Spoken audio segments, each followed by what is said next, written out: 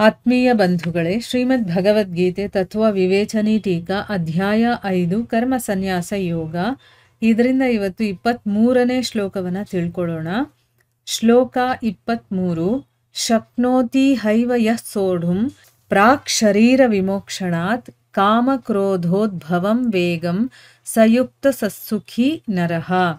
ಅನುವಾದ: ಯಾವ ಸಾಧಕನು ಈ ಮನುಷ್ಯ ಶರೀರದಲ್ಲಿ ಶರೀರ ನಾಶವಾಗುವುದಕ್ಕೆ ಮೊದಲೇ ಕಾಮಕ್ರೋಧಗಳಿಂದ ಉತ್ಪನ್ನವಾಗುವ ವೇಗವನ್ನು ಸಹಿಸುವುದರಲ್ಲಿ ಸಮರ್ಥನಾಗುತ್ತಾನೋ ಆ ಪುರುಷನೇ ಯೋಗಿಯು ಮತ್ತು ಅವನೇ ಸುಖಿಯಾಗಿದ್ದಾನೆ. ಇದು ಶ್ಲೋಕ ಮತ್ತೆ ಅದರ ಅನುವಾದ. ಈಗ ಇದನ್ನು ಅರ್ಥ ಮಾಡ್ಕೊಳ್ಳೋದಕ್ಕೆ ಪ್ರಯತ್ನ ಮಾಡೋಣ. ವಿಷಯ ಭೋಗಗಳನ್ನು ಕಾಮ ಕ್ರೋಧಾದಿ ನಿಮಿತ್ತದಿಂದ, ಅಂದರೆ ವಿಷಯ ಭೋಗಗಳಿಂದ ನಮಗೆ ಕಾಮ ಕ್ರೋಧ ಇದೆಲ್ಲ ಬರುತ್ತೆ. ಇದೆಲ್ಲವೂ ಕೂಡ ದುಃಖಕ್ಕೆ ಕಾರಣ ಅಂತ ತಿಳಿಸಿ ಈಗ ಮನುಷ್ಯ ಶರೀರದ ಮಹತ್ವವನ್ನ ಹೇಳ್ತಾನೆ. ಮನುಷ್ಯ ಶರೀರ ಇದೆಯಲ್ಲ, ಇದು ಸಿಗೋದೇ ಅಪರೂಪವಾಗಿ ಸಿಗುವಂತ ದುರ್ಲಭ ಅಂತಾನೆ ಹೇಳ್ಬಿಟ್ಟಿದ್ದಾರೆ. ಅಂಥ ಒಂದು ಮನುಷ್ಯ ಶರೀರದ ಮಹತ್ವ ಏನು ಅಂತ ಹೇಳ್ತಾ ಭಗವಂತ ಕಾಮ ಕ್ರೋಧಾದಿ ದುರ್ಜಯ ಶತ್ರುಗಳು, ಅಂದರೆ ಅದನ್ನು ಜಯಿಸೋದು ಬಹಳ ಕಷ್ಟ, ಕಾಮ ಮತ್ತು ಕ್ರೋಧಗಳನ್ನು. ಅಂಥ ಶತ್ರುಗಳ ಮೇಲೆ ವಿಜಯವನ್ನು ಯಾರು ಪಡೆದಿರ್ತಾರೋ ಅಂಥ ಪುರುಷರನ್ನು ಪ್ರಶಂಸೆ ಮಾಡ್ತಾನೆ. ಅದು ಹೆಂಗಸು ಗಂಡಸು ಅಂತಲ್ಲ, ಇಲ್ಲಿ ಪುರುಷ ಅಂದಿದ ತಕ್ಷಣ ಬರೀ ಗಂಡಸರಿಗೆ ಹೇಳ್ತಾ ಇದ್ದಾರೆ ಅಂತ ತಿಳ್ಕೋಬಾರ್ದು. ಯಾರು ಕಾಮಕ್ರೋಧಗಳನ್ನು ಜಯಿಸಿರ್ತಾರೋ ಅಂಥ ಒಬ್ಬ ಮನುಷ್ಯ ಅಂತ ತಿಳ್ಕೊಳ್ಳಿ. ಅಂಥ ಒಬ್ಬ ಮನುಷ್ಯನ ಪ್ರಶಂಸೆಯನ್ನು ಇಲ್ಲಿ ಮಾಡ್ತಾ ಇದ್ದಾನೆ ಈ ಶ್ಲೋಕದಲ್ಲಿ ಭಗವಂತ. ಏನು ಹೇಳ್ತಾನೆ?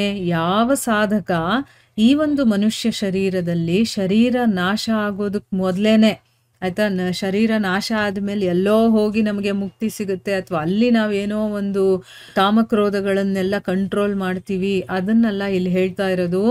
ಈ ಮನುಷ್ಯ ಶರೀರದಲ್ಲಿ ಶರೀರ ನಾಶ ಆಗೋದಕ್ಕೆ ಮೊದಲೇ ಕಾಮಕ್ರೋಧಗಳಿಂದ ಉತ್ಪನ್ನವಾಗುವಂಥ ಒಂದು ವೇಗ ಇದೆಯಲ್ಲ, ಅಂದರೆ ಅದು ಬೇಕು ಬೇಕು ಅನಿಸ್ತಾ ಇರುತ್ತೆ ನಮಗೆ, ತಕ್ಷಣ ಅದಕ್ಕೆ ಏನು ಬೇಕೋ ಅದನ್ನು ಕೊಟ್ಬಿಡ್ತೀವಿ. ಆ ರೀತಿ ಕೊಡಬಾರದು, ಆಯಿತಾ. ಆ ಒಂದು ವೇಗವನ್ನು ಸಹಿಸ್ಕೊಳ್ಳೋದ್ರಲ್ಲಿ ಸಮರ್ಥನಾಗ್ತಾನೋ, ನನಗೆ ಬೇಕು ಅಂದಾಗ ಅದನ್ನು ಇಲ್ಲದೆ ಇದ್ದರೂ ನಾನು ಇರಬೇಕು, ಆ ರೀತಿ ಒಂದು ಕಂಟ್ರೋಲ್ ಮಾಡುವಂಥ ಕೆಪಾಸಿಟಿ ಇರಬೇಕು ನಮಗೆ.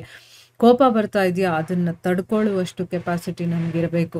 ಅದರಲ್ಲಿ ಯಾರು ಸಮರ್ಥನಾಗ್ತಾನೋ ಆ ಪುರುಷನೇ ಯೋಗಿ, ಮತ್ತು ಅವನೇ ಸುಖಿಯಾಗಿದ್ದಾನೆ ಅಂತಂದ್ಬಿಟ್ಟು ಇಲ್ಲಿ ಹೇಳ್ತಾ ಇದ್ದಾರೆ. ಯಾರು ಕಾಮಕ್ರೋಧಗಳನ್ನು ಗೆದ್ದಿರ್ತಾನೋ ಅವನು ನಿಜವಾದ ಯೋಗಿ ಮತ್ತು ಸುಖಿ ಅಂತ ನಾವಿಲ್ಲಿ ಅರ್ಥ ಮಾಡ್ಕೊಳ್ಬೇಕು. ಇನ್ನು ಪ್ರಶ್ನೆ ಏನು ಅಂತ ನೋಡೋಣ. ಇಲ್ಲಿ ಪ್ರಶ್ನೆ ಏನು ಅಂತಂದರೆ, ಇಹ ಮತ್ತು ಏವ ಈ ಒಂದು ಅವ್ಯಯಗಳ ಪ್ರಯೋಗವನ್ನು ಮಾಡಿದಾರಲ್ಲ, ಯಾಕೆ ಮಾಡಿದ್ದಾರೆ ಅಂತ ಇಲ್ಲಿ ಕೇಳ್ತಾ ಇದ್ದಾರೆ. ಇಹ ಅಂತಂದರೆ ಈ ಮನುಷ್ಯ ಶರೀರದಲ್ಲಿ ಅಂತ ಅರ್ಥ, ಏವ ಅಂದರೆ ಮೊದಲೇ ಅಂತ ಅರ್ಥ. ಏನಕ್ಕೆ ಇದರ ಪ್ರಯೋಗ ಮಾಡಿದ್ದಾರೆ ಅಂತ ಇಲ್ಲಿ ಕೇಳ್ತಾ ಇದ್ದಾರೆ. ಉತ್ತರ ಏನು ಅಂತಂದರೆ, ಮನುಷ್ಯ ಶರೀರದ ಮಹತ್ವವನ್ನು ಹೇಳಬೇಕು, ಪ್ರಕಟಪಡಿಸೋದಕ್ಕೋಸ್ಕರ ಅಂತಾನೆ ಈ ಎರಡೂ ಶಬ್ದದ ಪ್ರಯೋಗವನ್ನು ಮಾಡಿದ್ದಾನೆ. ಅಂದರೆ ಮನುಷ್ಯ ಶರೀರ ಎಷ್ಟು ಇಂಪಾರ್ಟೆಂಟು ಅನ್ನೋದನ್ನ ತೋರಿಸೋದಕ್ಕೋಸ್ಕರ, ಅದನ್ನು ಹೇಳೋದಕ್ಕೋಸ್ಕರ ಈ ಎರಡೂ ಶಬ್ದಗಳ ಪ್ರಯೋಗವನ್ನು ಮಾಡಿದ್ದಾರೆ. ದೇವಾದಿಗಳ ಯೋನಿಗಳಲ್ಲಿ, ಅಂದರೆ ಏನು, ದೇವತೆಗಳು ಅಂತ ದೇವಲೋಕ ಅಂತ ನಾವೇನು ಹೇಳ್ತೀವೋ ಅಂಥ ಒಂದು ಯೋನಿಗಳಲ್ಲಿ ವಿಲಾಸೀತನ, ಅಲ್ಲಿ ಏನು ಅಂದರೆ ಬರೀ ಭೋಗಿಸುವಂಥದ್ದು, ತುಂಬ ಲಕ್ಸುರಿಯಸ್ ಲೈಫ್ ಅಂತ ಹೇಳ್ತೀವಲ್ವ, ಅಂಥದನ್ನು ನಾವು ಅಲ್ಲಿ ಭೋಗಿಸ್ಬೋದು. ಮತ್ತು ಭೋಗಗಳು ಜಾಸ್ತಿ ಇರುತ್ತೆ, ಆಯಿತಾ. ಮತ್ತು ಇನ್ನು ತಿರ್ಯಗಾದಿ ಅಂದರೆ ಮನುಷ್ಯನನ್ನು ಬಿಟ್ಟು ಇನ್ನು ಕೆಳಮಟ್ಟದ ಪ್ರಾಣಿ ಪಕ್ಷಿಗಳು ಅಂತೆಲ್ಲ ನಾವೇನು ಹೇಳ್ತೀವೋ ಆ ಯೋನಿಗಳಲ್ಲೇನಾದರೂ ಹುಟ್ಟಿದ್ರೆ ನಾವು ಅದರಲ್ಲಿ ಜಡತೆ ಇರುತ್ತೆ. ಆ ಒಂದು ಜಡತೆಯ ವಿಶೇಷತೆ ಅದರಲ್ಲಿ ಇದೆ.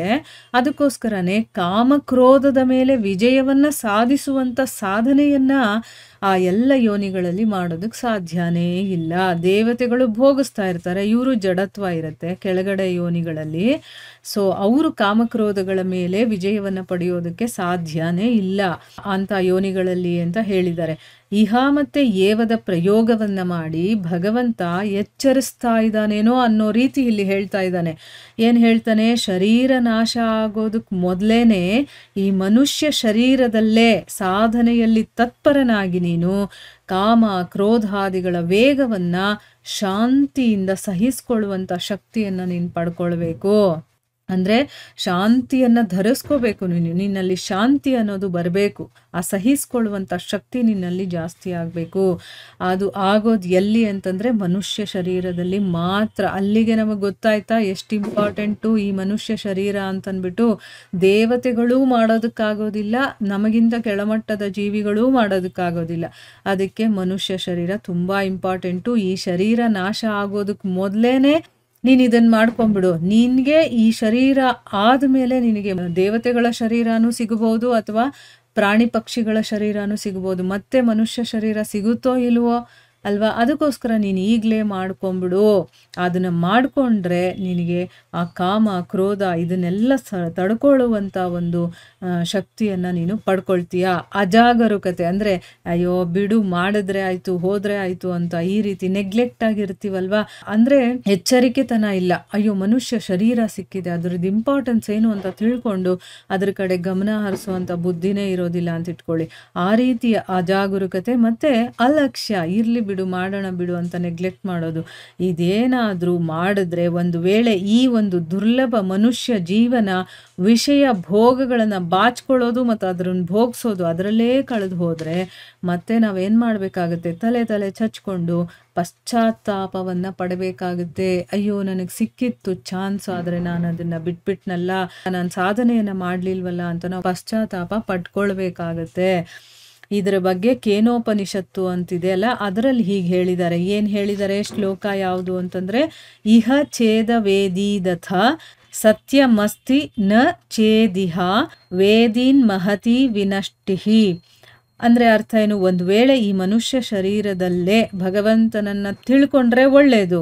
ಆದರೆ ಒಂದು ವೇಳೆ ಏನಾದರೂ ಈ ಶರೀರದಲ್ಲಿ ತಿಳ್ಕೊಳ್ದೇ ಇದ್ದರೆ ದೊಡ್ಡ ಹಾನಿನೇ ಆಗುತ್ತೆ. ಅಂದರೆ ನಾವಿನ್ನು ತಿಳ್ಕೊಳ್ಳೋದಕ್ಕೆ ಅಸಾಧ್ಯ.